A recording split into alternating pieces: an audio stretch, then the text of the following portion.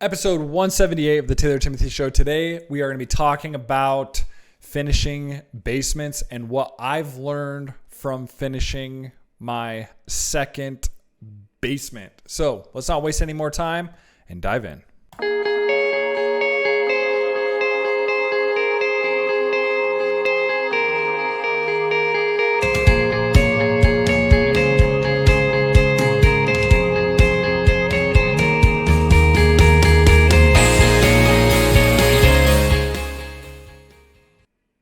Okay, so to give you guys a scenario, how this all rolled out, basically second home I'm in, wanted to finish my basement. Now the first basement I finished in my townhouse, I did it all myself.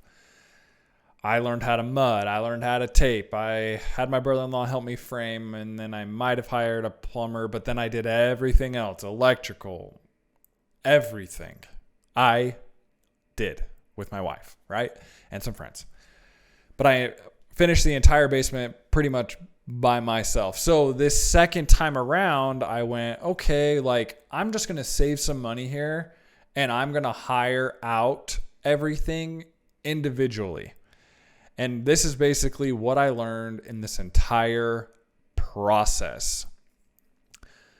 The first thing I learned is get a permit, especially if you're working with other general contractors. And the reason why I personally believe this, you should get a permit. Number one, if the city ever finds out, could cause problems. The likelihood of them finding out, let's get real, they probably aren't going to find out. But what I found and what I learned is that the city inspector is basically going to hold everyone accountable for their job and make sure that the job is executed properly, right? So yes, you pay for a permit. Yes, you pay for a little bit of increase on maybe your property taxes because now there's more livable square footage. But the other side is if you decide to sell it, the city at least has a permit on record that this was finished, and you might not run into problems down the road if you just get a permit. So my own personal opinion is get a permit. Now, some others out there might say, no, you don't need a permit. And that's, if you go that route, whatever. I would just recommend, I will always, moving forward, always get a city permit. The second thing I want to talk about in this circumstance, in this scenario, like I said, from me playing general contractor, essentially working with other contractors to get them to come to the job, I would go get the supplies, or I would purchase the supplies, and then I would pay them for labor kind of thing. And the truth is, it took a lot of time. So that's the second thing that I learned. Just because you're not doing the work, it still takes a lot of time out of your schedule, out of your evenings, going to Home Depot, taking phone calls, trying to find other contractors to come do the work. It just takes a lot of time out of your life to basically get that project finished. So that's something you ought to take into consideration too. What's your time worth? How long are you willing to put forth effort to make this job happen? So that's tip number 2. The third tip I want to talk about is it will save you a lot of money. Now, I don't have the numbers exactly, but roughly, if I had to guess, it saved me around $20,000 by me playing this game, right? Between me being the general contractor, purchasing the supplies, because if the supplies wasn't used, I was able to take it back. A lot of times contractors, when they come in, they just charge you straight up. They take the supplies with them. They clean everything up. They're gone, but you don't get all of the leftovers, essentially, right? They just include it in their costs and they keep it. So it will save you a ton of money potentially going down this route overall. So that's tip number 3. It's going to save you money. Tip number 4 is it will take you more time to finish this job. Now, with that being said, the reason why is because, like I said, I'm going to Home Depot sometimes to pick up supplies.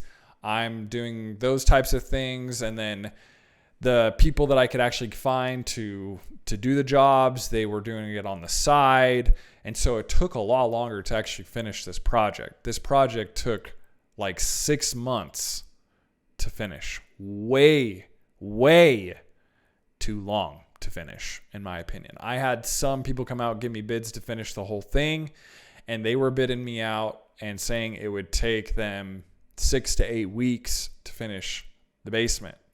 It took me like 6 months. Way too long. But all in all, like I said, yes, it saved me money, but it took a long freaking time to finish this up. The next tip I want to share with you guys is sometimes when you're doing this and you're playing general contractor, you're playing middleman, it's hard to find people to come out and do it. Like a lot of people, they don't want to just do the drywall, and they don't want to just do the paint, and they don't want to just do the flooring. It took me a lot of time and like sifting through contacts and friends and family to find these people that would actually do the job in this circumstance, right? Where they ended up just doing it on the side, essentially. And so it just took a lot of time, like I said before, to do this, but it did take a lot of time, and it was hard to find people that would actually do it and to find trustworthy people along the way. Might have got screwed a few times. The last and final tip I want to share with you in doing this, comparing this to the job that I did over at my old townhouse, I give my townhouse basement job completion like a solid C, right? This one, I give it a solid B, right? In my opinion, the quality was better than what I did, way better. A lot of people aren't going to even notice the small little intricate things that might be not done completely perfectly. I notice them, but no one else is going to notice them. Does it look professional? Yes, it looks professional, but I personally think if you were to hire somebody out from start to finish, the quality is probably going to be a lot better than what we settled here with. But you have to outweigh the things, right? The time, the money, and how much, you really want to put into this whole thing. Because in my opinion, saving 20 grand, taking as long as it took, was it worth it? Yeah, it probably was worth it to save that money. So hopefully this video helps you guys out if you're looking to finish your basement or do some kind of side project or something like that. I wish I would have found more information on this before I even dove into finishing my basement, but this is what I've learned thus far. So if there's any tips and tricks that I missed, I'm not a contractor. So if you're a contractor, if you have been through this and want to share more tips and tricks for everybody else, smash those in the comments below. Smash that like button, smash that subscribe button, and thanks for listening to the podcast as well over on Apple or Spotify or wherever you might be. Other than that, guys, hopefully you have a wonderful day, and peace.